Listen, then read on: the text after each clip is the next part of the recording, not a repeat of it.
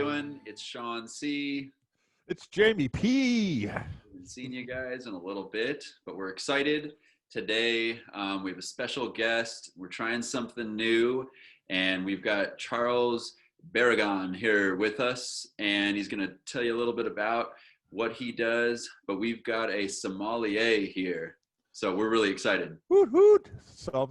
Sommelier in the house. Nice. Just in time for the holiday season, right? We're gonna talk about some of that. But Charles and I used to work together, and he's gone on to do bigger and better things in the food and beverage industry, some of which include working at Alinea, which is a restaurant in Chicago that was voted top 50 restaurants in the world, 3 Michelin stars, was ranked #1 in the country at one point, right?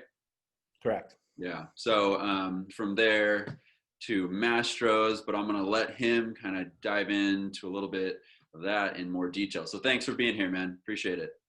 Oh, my pleasure. Thanks for having me on. This is super cool. You know, I always love to talk about wine, and reaching out to anybody who I can is what I'm here for. So yeah. Perfect. Awesome. Great to have you. It really is. I've been excited about this all week. So, so let's do this thing. Nice. Yeah. I mean, so basically Sean and I, we were working catering, I don't even know, about 7 years ago at a golf course kind of thing, just doing weddings, banquets, that kind of. And even then I sort of wasn't really sure what I was going to do with my life. Still kind of just working jobs, kind of passing the time. And somewhere around 2008, when the economy went to tank, I was forced to go into restaurants, into food service. And my whole life, I should say I'm 36 now. I started, that was back in when I was 26, but I never wanted to get in between people and food. It just, people were angry and people were waiting, and if you got the wrong food. So I never wanted anything to do with restaurants or food or any of that. I knew nothing about wine, knew nothing about any of that. So when I had to, pay the bills, I started doing it. And it was there that I discovered this whole band of gypsies and actors and comedians, this colorful group of people that I got along with. Sean included, kind of thing, right? All of us kind of like wayward souls, bumping into each other, trying to figure out what we're doing. And it was there that I really found that I loved not only the people I worked with, but helping people and serving people. And that's kind of an odd thing to do, to find out, just before 30 kind of thing. And that kind of got me on a track of working in restaurants and nicer restaurants. And it was at Master Steakhouse, where they had an incentive program where any part of the Court of Master Sommeliers you passed, they would reimburse you for. Wow. And at the time, that class, the level 1 class, was $500. And so at that time, I was bussing tables at Mastro's. And I mean, bussing tables there was still making $100 a night. And, relatively speaking, that's really good. But I was getting tired of bussing the tables. I was tired of closing the restaurant and that kind of thing. And when I heard about this, I was like, well, if they're going to pay for a $500 class, maybe I don't have to bus so many tables. Come to find out that I just, you just bust a lot more tables, or you bust different tables as you move up. But yeah, that was really how I got my start.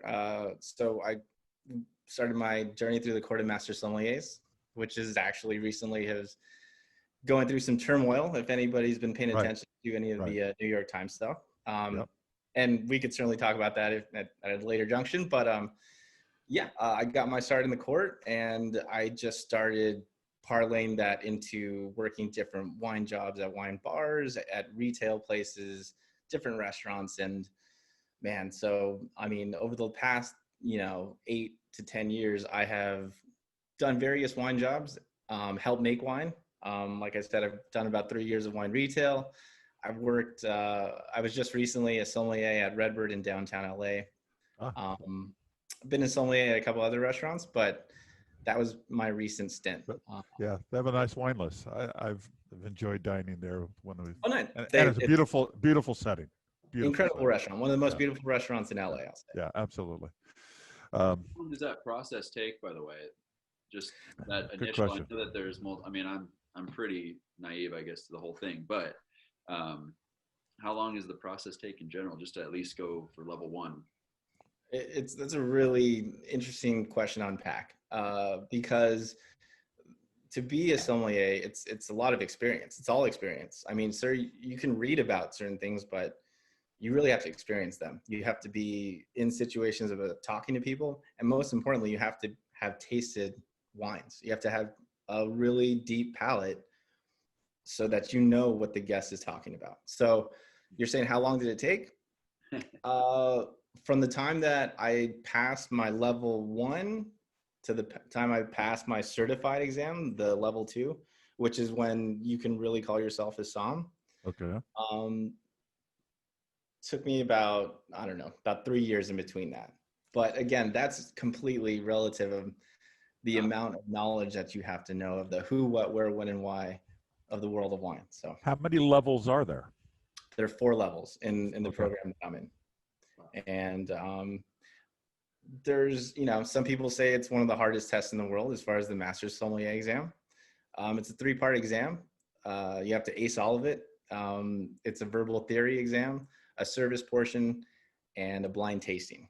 And that blind tasting includes 6 wines, 3 white, 3 red, and you have 25 minutes to narrow all 6 wines down to old world, new world, grape, vintage, and say what the wine is. And these wines can come from anywhere in the world, or if you're doing this here, these are U.S. wines? So the Court of Master Sommeliers covers the world of wine. Okay. So all the major regions of wine. So just like French, Italian. Exactly. Just as long, like if you're thinking about cars, you think about, exactly, you know, the big makers of cars. And so you're like, okay, great. But then you have to expand on that and get that much deeper and start knowing about cars that are sold in Korea, cars that are sold in, so, right. I mean, I'm just giving you an example, but right. It really is the amount of time that you put into not only reading, but also the amount of time that you're going to put yourself around other professionals and around the material. So it reminds me of being an artist, because you never become the best. There's always something else that you can learn at any point in time, because somebody's going to make a different blend, a different varietal, do something different that you're not going to know about it. So you're always growing, which I think is amazing. You can't get bored of that. Yeah, I mean, the wine is this deeper meaning of life. I mean, and even when you drink wine, right? I mean, I know it does sound cliche, but these things it's a little time capsule, and you're trying to, who are you drinking it with? Where are you drinking it? Why? Like, I mean, some of the best bottles of wine I've ever had were $8 to $10 at the beach, and certainly I've had my share of, $500, $400 bottles, but it just depends on where you're experiencing that. And again, I mean, there's two, the whole educational side and learning about it, and then the experience of drinking it. And I think those are 2 very different things. So working at Masters, and I have to say that my experience with Masters is one of the most incredible wine lists for a restaurant. And then you talk about they have a lot of stores, right? They have a lot of different restaurants, a lot of different places. That wine list is extensive. I mean, they have thousands of bottles of wine on their wine list. I mean, some of them I know are thousands of dollars also to buy. Were you able to, by working there, have the ability to try some of those more unique wines that not everyone can try, or it's there for show? Yes and no. So on some of those, if there's a bottle that's $2,000, $5,000, no restaurant's going to open the bottle and be like, hey guys, we're going to do a little education and we want everybody to experience this. We're going to eat the cost.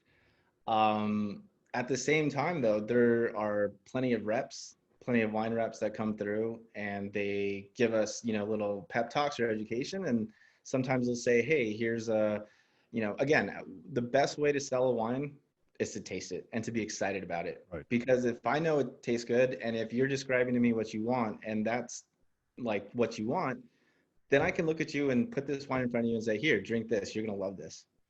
And that's just like, that makes it all. So, yes, we are able to taste some of the wines, but on the higher end stuff, you do have to start getting, again, more into the business of wine. And when you are hanging around more professionals, you start getting invited to industry tastings and that kind of thing, Right. where wine buyers are being tasted on. And that's where you get the real opportunity to taste those wines. But, you know, I mean, I think most sommeliers, we love hanging around our nice clientele. So we get little sips of good wine here and there. So. Right.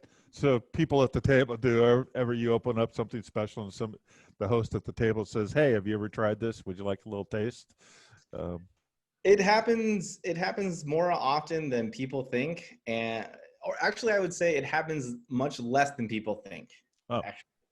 It does. But I would say that with that, the most important lesson that I ever learned about wine is good wine should be shared. Because I mean, if you're drinking the best bottle of wine at home alone, I haven't learned that yet. Yeah, who on earth are you I haven't learned that. I drink it all myself. No, it's mine. but No, who's going to share that experience with you? And that's the reason why you see a lot of wine dinners or a lot of these things, because it's an experience. It's something that you share with somebody. So yeah, but I mean, as far as like the whole, you know, how do you get into all of the regions and how do you know what is what? You know, I mean, I remember somebody telling me something like, well, you just have to know it all, like as I was studying for these things, right? But again, I think you learn though, or you pick up certain things, like you'll drink a Pinot Noir, like Meiomi from the store, and then maybe another Pinot Noir from Sonoma-Cutrer or something like that. And then you'll start drinking a lot of Pinots and you'll follow down that road until you get tired of them and you'll drink something else. So I think that like it's so complex as far as the regions and the grapes and all kinds of things. But again, it just comes down to, do you like it? Right. Like I've never met a red I've never liked. I mean, I you know, just open it. I'll drink it, absolutely. And I you know, I'm older than you guys, so you know, my journey's been longer, and you know, traveling. I think one of the wonderful things about traveling is wine in traveling, because everywhere you go, wine is there. And it's there for a purpose, because it's been there to complement their regional foods, their tastes, their flavors. And so to go there and to, you know, to go to a country and then not to drink what they make there is ridiculous. I mean, you should just like it, you know, drink it in, as we say, you know, because you know, it's made for that. And you touch on a really great point. And, you know, going back to the question of how long does this process take? I mean, the thing is, it helps you exponentially if you go to these places, if you go to these areas. And again, you can read about all of these things and you can read about the food that's served in there. Like you'll read about Spain and the Iberico ham and the Rioja and all of these things. But when you're in Madrid and when you're in Barcelona, you have in one hand your Rioja, and in one hand a whole bag of, you know, some kind of pork, some kind of like dried salami that, you know, you're just eating on. And like you said, it becomes real. And so how long does it take to become a somm?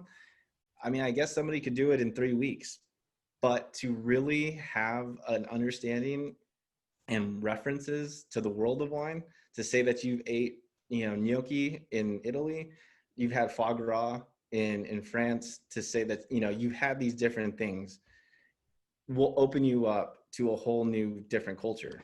Right. And yeah, I mean, that's definitely what got me into wine. That I mean, I was never much of a reader when I was growing up, but like that whole reading rainbow thing, when you do read these books, they do take you to those places. You're you know, when you're reading about Germany and the Mosel region and this, you know, really steep hills with the blue slate, and you the Mosel River, and on the other side this flat land, you can imagine this flat land where people are living in a village on one side, this river going like in between, and on the other side, these really steep cliffs. And in your mind, you can kind of draw that.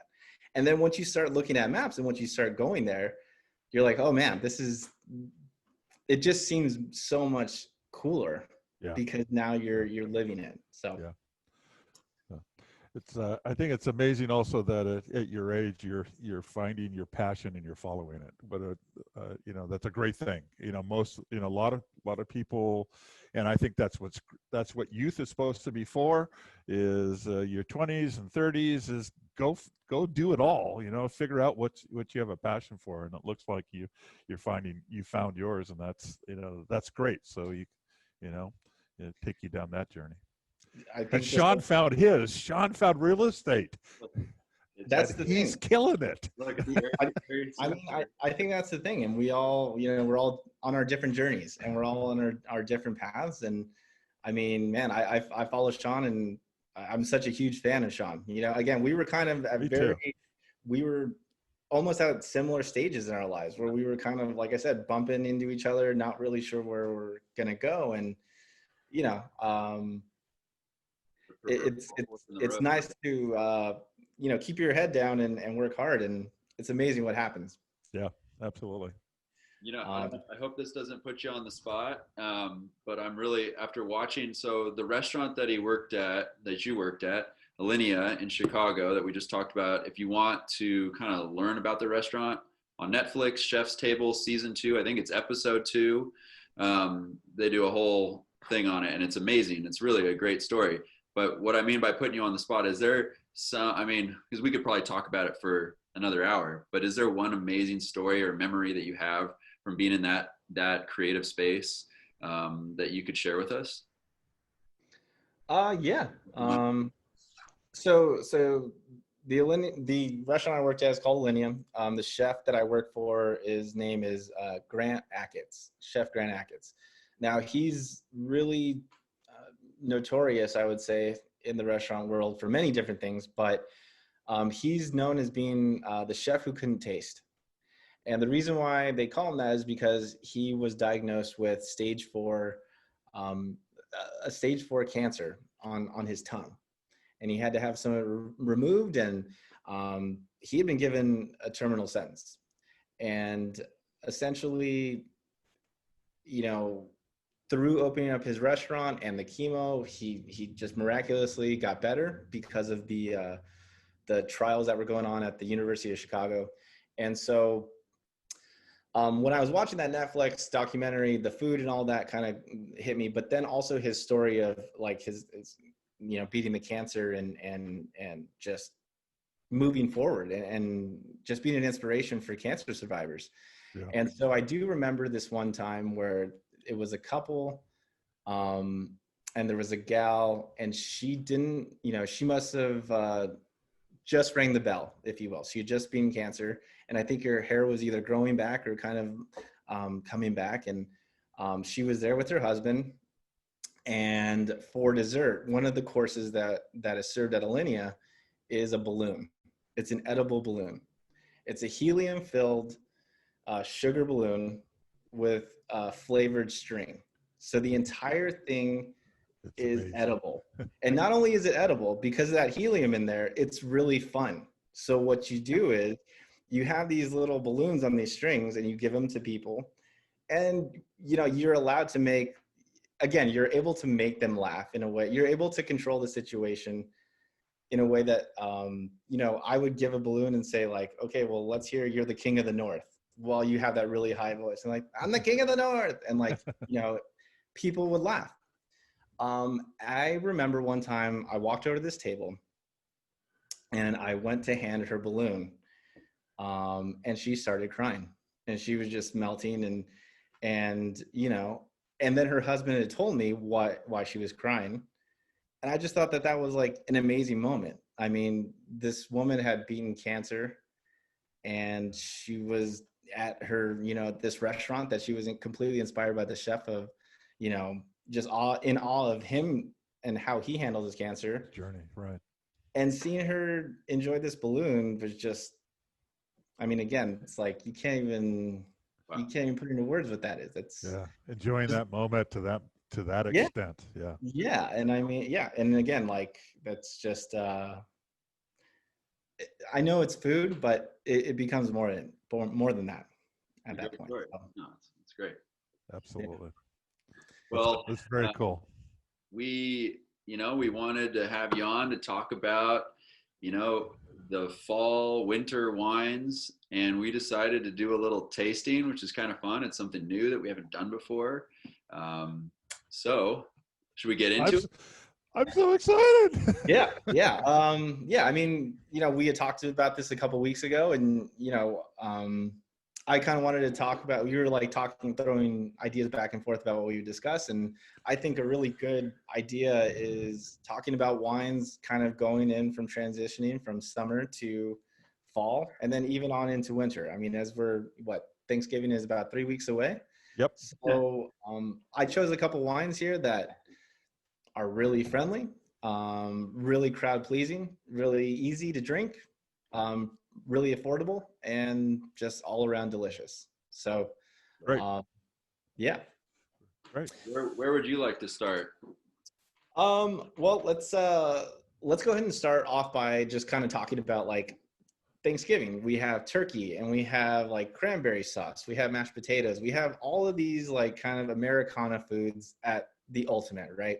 They're kind of fatty. They're kind of rich. Yeah.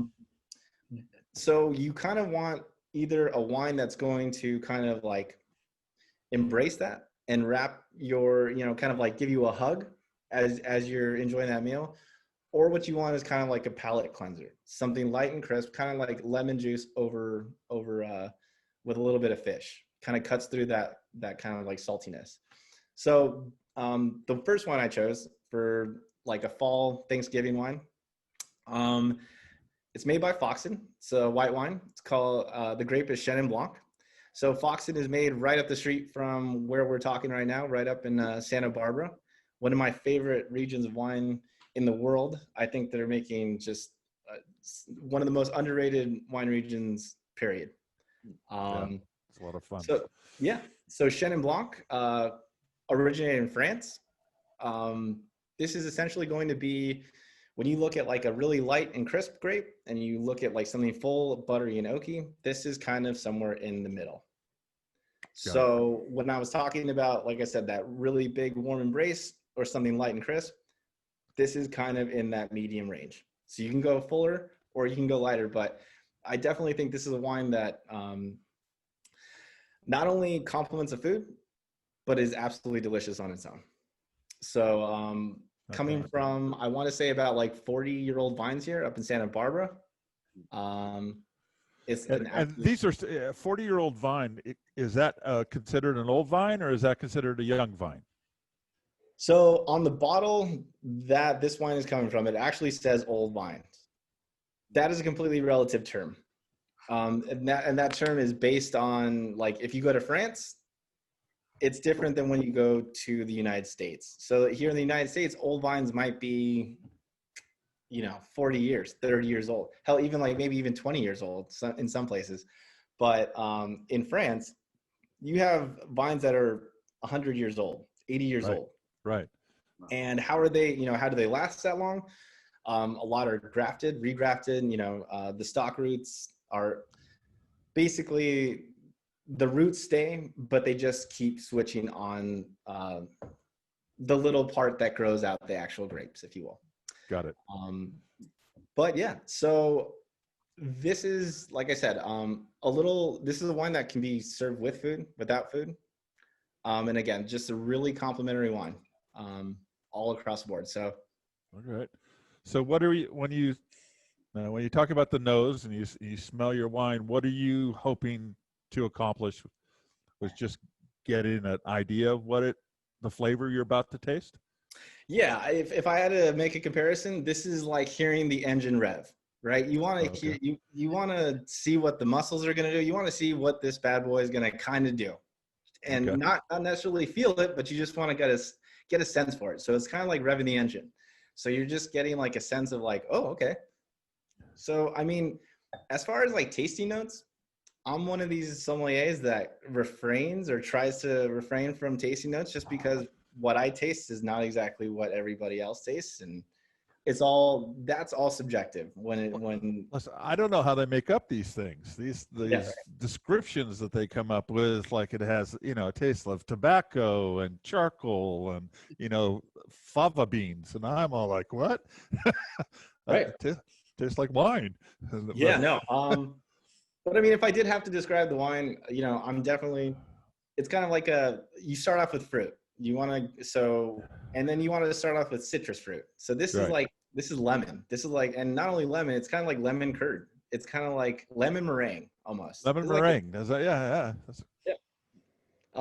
It's funny.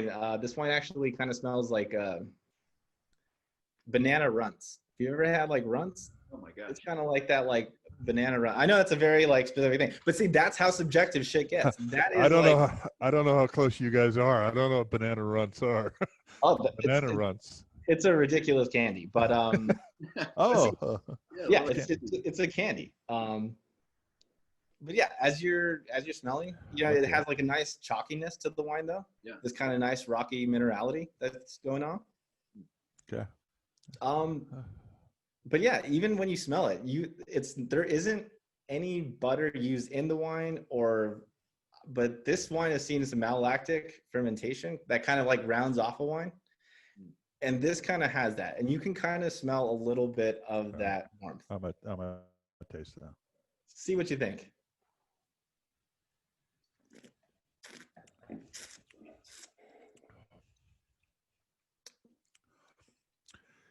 It's really a nice finish.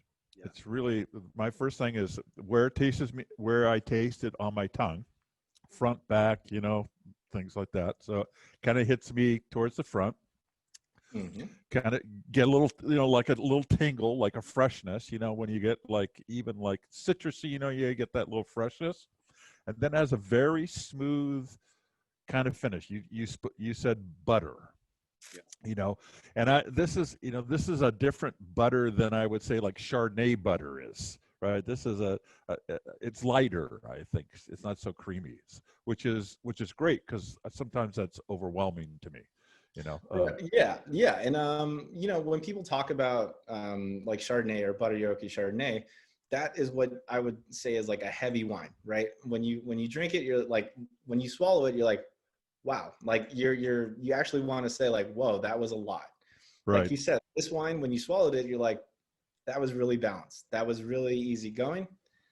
And again, this is a wine that will, if you have it with food, it'll kind of lift up the food. But again, this is a great appetizer wine too. It kind of that acidity that you feel right here. Right. That acidity makes you hungry. Acidity makes you want food. And so a wine like this is really perfect because it's got that body, it's got that lift that'll carry you through the meal, but it's also got that nice acid. I can see how it when you're eating mashed potatoes and turkey and gravy and those kind of things, which are kind of rich, and this doesn't make you more full from drinking it. You can go, oh, this is kind of light and refreshing. And then it does clean you've got that palate cleanse afterwards. So you can go, oh, I'm ready for another bite, or I can try something else, the green beans and the bacon or whatever it is. I'm just telling you what I'm having Thanksgiving. Yeah, no. And it's great too, because in a white wine, again, not everybody likes white wine. But just talking about this particular white wine, it doesn't have, white wine doesn't have those tannins that kind of attack a food or can attack your mouth. And so again, this is really easy drinking. And this is just okay, great. I can take a bite of food, relax, drink. And now I feel like I can, I'm reset again. So yeah, and very neutral wine. To me, being pretty inexperienced too, in my head, I'm going, all right, yeah, reds that's what you drink when it's cold outside, and that's what but this is exactly what I want to drink at Thanksgiving now. This is, yeah, you know what I mean? And especially if you think about we're here in California, yeah. a warmer Thanksgiving, right? Sure. To the point where we could actually theoretically eat, my family kind of eats Thanksgiving lunch kind of thing. We don't do a dinner. And we'll kind of eat at 2:00 and we'll eat outside. Oh, cool. This to me is one of those perfect wines where you're out on the patio, You know, it's a beautiful day. Again, it's fall, but it's not winter, and it's not, you know, it's not too taxing. So Yeah, Right. it's great. Nice. Nice. so Nice choice. and I should also say that just Foxen, husband and wife couple, making wines up in Santa Barbara since 1985. Oh wow. You know, if you've never been up there, definitely I'd highly encourage anybody to go up to Santa Barbara. It's really great. So And so, what was the cost range of a Yeah. wine like this? something like this, I think is incredible steal. I think I paid about $24, $25. So as far as quality of the wine and that kind of thing, I think this is an absolute steal. To me, this drink's, you know, above $30. Great. So Great. That sounds affordable for us. yeah, and then if you're looking at a restaurant, like comparatively speaking, if you're drinking this wine at a restaurant, you're paying about $90. So Wow. yeah. Yeah. So if you're buying it at, you know, I bought the two wines today at Whole Foods. So they should probably be in most retailers, you know, most at your local Whole Foods, if you will. So Right. Right. yeah. Ours is about to open up. I think we just have a brand new Whole Foods from the office, just opening nice. up. Yeah. So now we can go down there. All right. So awesome. So moving on, wine number two. Wine number two is, I mean, who doesn't love rosé? And I say that kind of sarcastically because a lot of people kind of like roll their eyes and they're like, oh man, rosé is not that serious. It's not that. Rosé is fun. Rosé, I love rosé because again, it's just nobody ever says, so what do you think about rosé? Like it's good or not. That's it. And that's what I love about it because it's just, it levels the playing field for everybody. So this is actually a rosé that I picked up. I want to say this is like $15 at Whole Foods, made as a collaboration project between two winemakers up in Washington State. It's going to be a blend of Sangiovese and Syrah. And again, I think that just in California, Washington, Oregon, there's this whole revolution in the last 25 years of rolling back alcohol, rolling back all of the things that are influencing a wine that is man-made. So people are trying to have, I don't want to say clean wine because now that's a whole nother category of wine, but people are trying to be low interventionalists. You know, they're trying to make as little between what is coming from the vineyard and in the bottle. And I think this is a really, really great example of just really kick-ass serious Syrah that's, again, $15. Wow. So yeah, this is again a really great wine that will cover you, will take you from start to finish. It's light and crisp initially, but it finishes really well balanced. And the reason why I actually bought this wine, and for your viewers I bought this, is because of a question I get a lot. Is it stupid to buy a wine based on the label? No, it's not. Because my thought is, well, if they put thought into the bottle, I really hope they put more thought into what's going inside. And so Sean, if you have the bottle, if you could please display that bottle. I'm a huge fan of this. The homage to Quentin. That's right. No. So the wine is called "And Why Am I Mr. Pink?" So a little homage from Reservoir Dogs, from Steve Buscemi's character. Yep. I love the name. Again, when I saw it, I was like, "Oh, Reservoir Dogs! I'm getting it." So to me, as a consumer, I was like, "I'm getting that wine because it's cool." And I'd never tasted it before, so we're gonna do it together. So cool. I completely bought this on. You know, I looked at the alcohol. I was like, okay, the alcohol seems like it's gonna hold in up. Line, right? So here we go. All right. Let's see. Cheers. Cheers.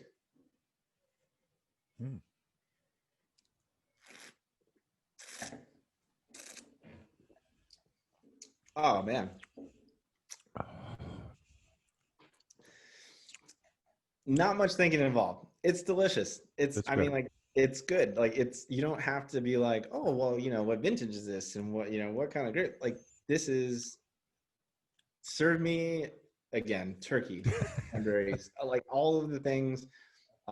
This is a wine that's, again, going to take you from start to finish. And then you can even have a bottle for dessert. Yeah. So. I can see that. It's really fun. Yeah, it's really fun. It's great. Now I notice it's not like, you can, rosé. It's not real. It's got a light color to it. So, not sitting on the skins a long time, or it just, it looks very delicate, in the glass. And I could see, on a holiday serving with lots of people in that color, what a really nice visual that it makes also, it's very Absolutely. pretty. No, completely. And again, this is a little bit heavier as far as like, it's still actually relatively crisp for rosé, but it does have a little bit more weight. That skin coming in contact with the juice has a little bit more, a little bit more oomph to it. And I don't know if I've tasted a lot of rosés from a Syrah. Pinot based, I'm very familiar with, and I know there's a lot of blending with rosés and stuff like that. So this is interesting to me, because I personally like rosés. Summer comes around and I want a wine that I can drink during the day, and that just really allows me to enjoy the day and not overpower me, like where I got to go immediately take a nap. Right. It's one of my favorite wines to go to, and so to see it now kind of coming into a different season and stuff like that, I think is interesting, because you used to see it, summer was coming, and then all of a sudden rosés appear on the shelf, and this is a little after now summer is gone, and so a nice use for it.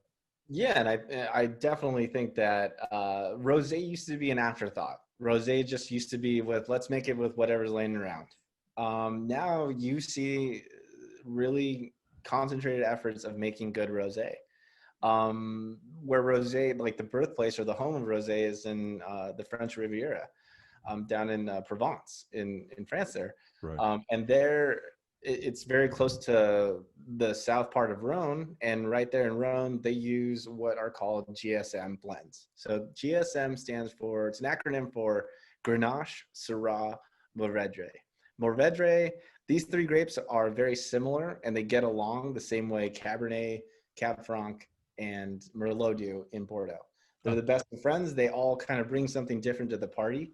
And so there's a lot to be, Syrah has a lot of reputation, a huge history in making rosé. And I think that now here in the States, it's kind of, again, now it's more serious. Now people are taking this seriously instead of just like this afterthought. And I think, again, when you drink this, being that it's a $15 bottle of wine from the US, yeah, I think that's pretty insane. Why not get 3? Yeah, exactly. So yeah, I mean, these were 2 wines that I picked up that are, again, very awesome, approachable in all matters of, financially, what you're committing to. They're delicious. I will say I don't have a red wine. Now, I just didn't see anything that I wanted to kind of invest in. Having said that, I do have some recommendations. Like Beaujolais, Beaujolais Village. These are wines, again, sold at Trader Joe's, small wine shops, that kind of thing. Beaujolais is a wine that comes from France. The grape that's made from it is called Gamay. Gamay is very similar to Pinot Noir. It's a very light red wine, light tannins, high acid. And so those are the kind of wines that kind of play really well with this kind of food. So, yeah, Pinot Noirs from Central Coast, Sonoma County, all day with Thanksgiving. With Thanksgiving, yeah. Oh, yeah. Some of my favorites, like Fela. I love Fela, or up in Santa Barbara again, Drake at Whitcraft. Whitcraft makes some incredible wines. So, yeah. All you out there, write those names down, because I think you're going to. We'll put a little link in the comments below to everything that you've kind of talked about. I think that was pretty damn fun, I got to say. That was one of my favorite whatever that we've done, Jamie. That was great. Yeah, I think And I know I don't want to take too much of your time. What should they stay away from? Nothing. Nothing. And I mean that in true, like, genuine feeling. I mean, the thing is, the world of wine is so complex, and so, like, don't try and go to the wine person and say, I really want to make this awesome killer pairing and blah, blah, blah. And then maybe you don't even like that wine. Maybe you don't even like that grape. So I just say, drink what you like. Drink what you're comfortable with. Bring a bottle to people that drink wine, and then you'll drink their wine. And then now you have something to go off of. But drink whatever you're comfortable with. Don't stay with something you want to try. Some safe things: bubbles, prosecco, champagne, all day. But yeah, I mean, as far as staying away, I mean, I wouldn't recommend drinking, a Malbec or a Cabernet with your turkey. But again, if that's going to make you happy, be happy. Right. It's 2020. Good advice. Yeah. Right. Yeah. All bets are off. It's 2020. Yeah. So, I mean, there's just different thoughts about that. But I feel nobody should ever feel that they have to drink this wine or they have to, I mean, one of the most heated arguments I've ever gotten into was what did I order? What did I order? It's fun. There was another song, and we were at an Italian restaurant.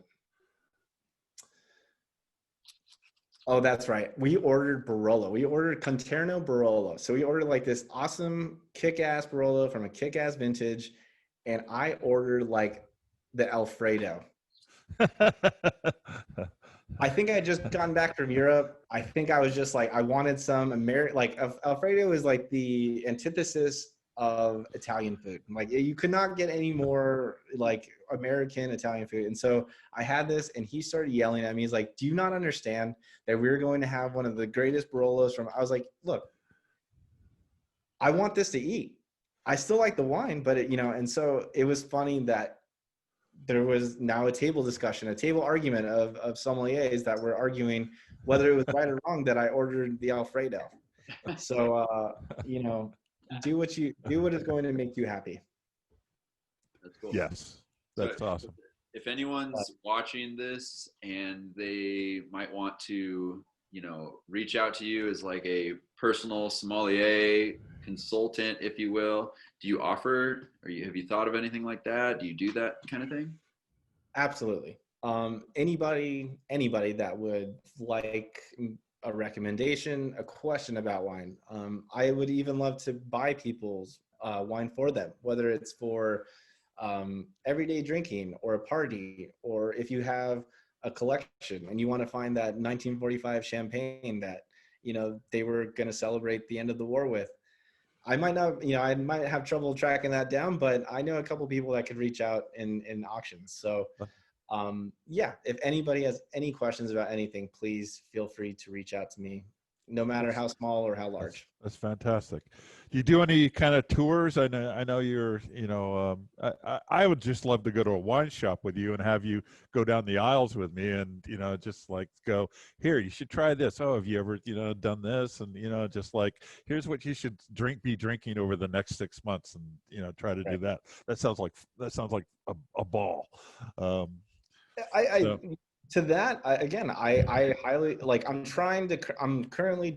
in development of this idea of trying to bring something where, whether it's an app or whether it's some kind of like a doc Google kind of thing where you can fill out something like a questionnaire and I get it back. And but yeah, I'm trying to develop a process in which I can reach out to more people and become, again, this like a lifeline for them. If they want, they can shoot me a text or an email, and it's like, hey, what would go well with this? And it's like, and so the thing is, this is my profession, but this is also, it's my passion, right? So anybody, like I said, that has any questions, please reach out to me.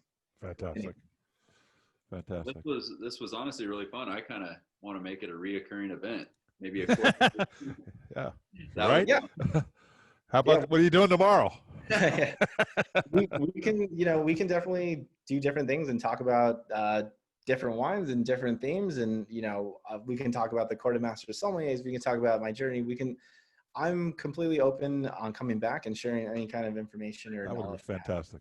So if anyone's watching too, let us know that, we gotta get them back. So just, leave some comments, whatever, but that was a lot of fun, and thanks for doing it. Yeah, it was something different, and I hope that everyone watching, can bring, some of this that Charles, gave us to their Thanksgiving and holiday season. I think it was a ton of fun. So thanks, man. Appreciate it. Thank you guys for giving me some time. Oh, it's a pleasure. Truly. Thank you so much. Can't wait till next time. Yeah. Cool. Cool. All right. For now, All right, everybody, thank you so much. Jamie P. Sean C. See you guys later. See you guys soon.